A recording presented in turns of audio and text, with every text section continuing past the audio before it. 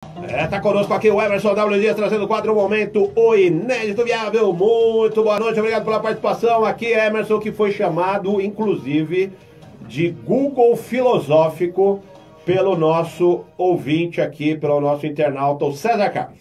Então, o Google filosófico conosco. Gostei dessa, né, bacana, gostei. Ô Emerson, boa noite e obrigado pela participação. Boa noite, Renato, boa noite a todos os ouvintes. Obrigado, eu, César Carlos, pela referência da filosofia. Essa é a original, não tinha ouvido ainda. E prazer estar aqui de novo, depois de 8 meses fazendo o programa sempre de casa. Resolvi hoje estar aqui no auditório com a multidão que nos assiste. Olha só, realmente, ó, mas você não... que eu me lembro... A multidão aí. Que eu me lembro, você não falhou nenhuma até agora, hein? Não. Você esteve aqui, sempre. Não aqui, mas você esteve nas ondas... Sempre presente. Do rádio, nas ondas da internet e tal, no meio da pandemia, né? Exatamente. Sempre presente, sempre bacana. Presente. E o que você traz para nós nesta quarta-feira? Renato, eu vou falar sobre Filadélfia. Já que o César Carlos falou do Google da filosofia, e acho que eu não combinei isso com ele, mas acho que hoje ele acertou. Porque o tema é bem Google mesmo. Tava aí essa questão toda da eleição americana, e na sexta-feira estava se falando muito da Filadélfia, porque é a maior cidade da Pensilvânia, e aí quem iria ganhar os votos do colégio eleitoral da Pensilvânia, etc. E eu me lembrei, Renato, que o nome Filadélfia é um topônimo. Será que é um topônimo? Eu não tenho nem ideia. Então, o topônimo... topônimo é do grego topos com mais ônima, que é... Topos é lugar, porque não tem topografia, que é o pessoal que fica medindo ali e tal. E ônimo é lugar. Então, topônimo é o nome de lugar. Certo. Então, Filadélfia é um topônimo. Certo? Entendi. E Filadélfia é a junção de dois vocábulos gregos. Philos, que é amigo, e Adelphos, que é irmão. Então, Filadélfia é a cidade onde os homens são irmãos. Olha que legal, hein? Bacana isso, né? Tem um nome bonito, né? Não, assim, bonito. É um significado, né? Exatamente. Que, inclusive, é a cidade onde os Estados Unidos assinaram a Constituição em 1787. Então, Filadélfia, né? E eu fiquei com esse nome Filadélfia e eu lembrava que eu tinha lido isso em algum lugar, mas não sabia exatamente onde. E aí eu fui procurar, eu li isso no livro Tratado sobre a Tolerância, do Voltaire, que é um livro de 1760 e alguma coisa. É um livro que tem 257 anos. E, Renato, aí eu fui buscar aqui nas minhas anotações, e esse livro é extremamente atual.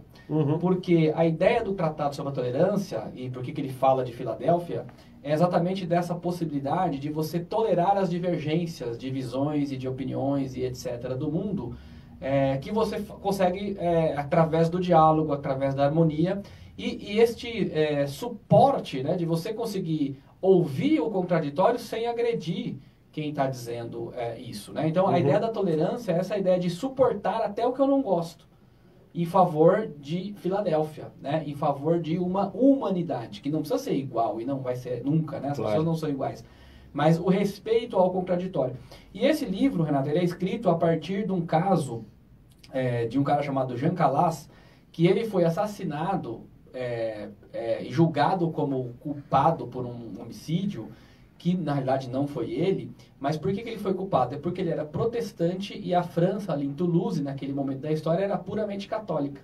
Então, na realidade, a condenação dele não se deu pelo crime, mas se justificou por conta da religião que ele seguia, que ele só poderia ser culpado. Então, o Voltaire, ele vai falar nesse livro o tempo todo sobre essa referência desse caso, que é um caso real, que depois, inclusive, foi inocentado, mas depois de morto, né? Não adianta muito você inocentar alguém de um crime depois que você matou a pessoa. E ele vai trabalhar... Ainda mais nessa circunstância do crime pena capital, né? Exatamente. E ele vai trabalhar com exatamente essas questões, né? Por que ele fala o seguinte, né? Se Deus tolera a todos e cuida de todos, por que em nome da religião a gente não tolera o outro? E pior ainda, né? Por conta da religião, por conta de textos, a gente quer matar o outro. Você vê que na França agora, recentemente, tem um professor decapitado, porque ele mostrou lá imagens, né, de Maomé que tinha sido exposta no Charlie Hebdo, no jornal, que tinha sido uma tragédia que aconteceu lá também, alguns anos atrás. Enfim, então, ou seja, por conta da religião e por conta da ideologia, como é que a pessoa enrijece tanto o pensamento a ponto de querer suplantar, que não tem nenhuma religião que diga para matar ninguém, mas a pessoa assume como sendo uma condição a única para resolver um conflito, matar o outro, né? Porque pensa diferente.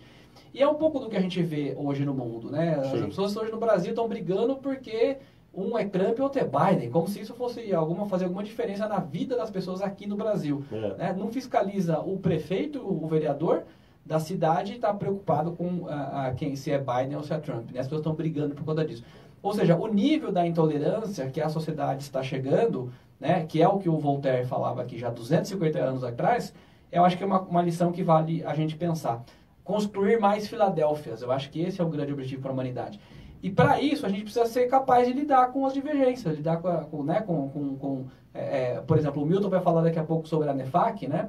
A gente precisa associar com alguma coisa, a gente precisa conviver com as pessoas em grupos, e mesmo que as pessoas pensem de forma diferente, você estabelece critérios para votação, você estabelece critérios para escolher qual é a posição do momento, quem vai ser no próximo, quem não é agora, mas você consegue, através, né, de associações de convivência das pessoas que são diferentes, formar vários espaços que você possa ter, né, uma convivência harmoniosa com os diferentes.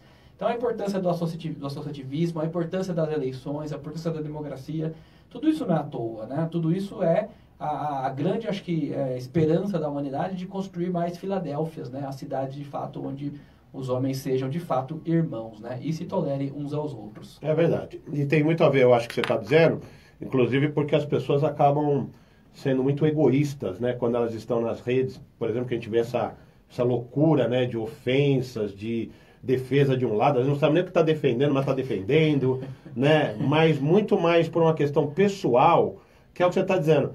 Se houvesse uma maior participação democrática seja em associações ou mesmo em grupos onde haja, vamos dizer, ali um líder, uma pessoa, olha gente, espera aí, a coisa está saindo do controle, vamos tentar entender por que um é a favor e o outro é contra. Não, fica cada um puxando a sardinha para o seu lado e vira essa confusão que a gente vê, né? Exatamente. De situações esdrúxulas, vamos dizer assim, coisas banais, realmente absurdas que as pessoas discutem, né? Exatamente. E xingam, né?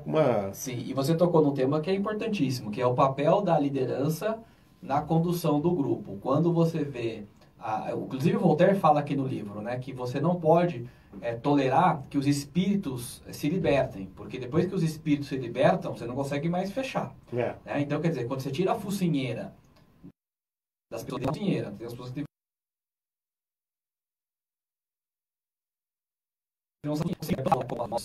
da autoridade máxima do país, isso é um incentivo, isso é uma gasolina terrível nos espíritos que já estão muito, né, exacerbados. Isso não é um papel de liderança. O papel da liderança é você acalmar os ânimos, buscar conciliar as diferenças em prol de objetivos comuns, mesmo que isso implique em lidar com diferenças, né? E é normal que seja.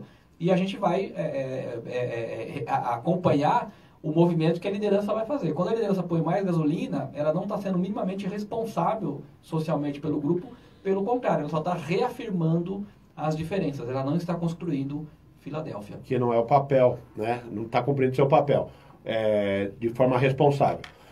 A Sandra aqui, Emerson, está comendo boa noite, Emerson. Uai, agora você vem às quartas-feiras, né? O pessoal já está preocupado aqui que você está aparecendo de quarta, mas não é mais de quarta, né? Só hoje você está vindo, né? De quarta, né? Emerson? Só hoje, exatamente. Só hoje. O César dizendo aqui, para se declarar guerra não precisa de inimigos, basta dizer o que você pensa, né? E é bem por aí mesmo. Exatamente. E aí, qual que é a frase do dia também, Emerson? A frase é um outro ator que também falou sobre tolerância, que é Arthur Helps, que diz o seguinte: a tolerância é o único teste real de civilidade. Olha só, bacana, hein? Muito bom mesmo. Só com tolerância que a gente atravessa, né, esses terrenos áridos da internet aí que nós temos observado. Bom, e deixe seus contatos aqui para o nosso ouvinte e internautas, Emerson. O site é www.oineditoviável.com.br e nas redes sociais é só procurar O Inédito Viável no Facebook, Instagram e no YouTube, o canal O Inédito Viável, onde você tem acesso a todo o conteúdo que a gente fala aqui às segundas-feiras, excepcionalmente hoje às quartas, e de vez em quando, quando for chamado, segunda, a gente vem às terças também. E quando for chamado.